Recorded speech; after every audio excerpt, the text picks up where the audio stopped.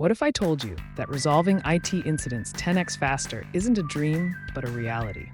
Let me show you how AI and Microsoft Power Platform can revolutionize your process. Today, I'm going to walk you through creating an end-to-end AI-powered incident management system using tools like Power Automate and Power BI.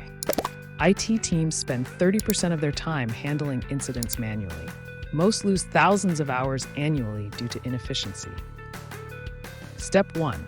Automate incident creation with Power Automate. Configure triggers for incidents and create automated tickets in systems like ServiceNow. Step 2. Build a responsive app with Power Apps for live updates and prioritization. Step 3. Use AI Builder to analyze urgency and predict priorities. Step 4. Automate escalations using conditional logic. Step 5. Build insightful dashboards with Power BI. Step 6. Enhance communication with adaptive cards. Want to implement this in your organization? Download advanced scripts and templates from my site, link in the description. Don't miss out on future tutorials that will transform your IT operations. Subscribe and enable notifications. Let's make IT faster, smarter, and more resilient together. Thank you for watching, and I'll see you in the next video.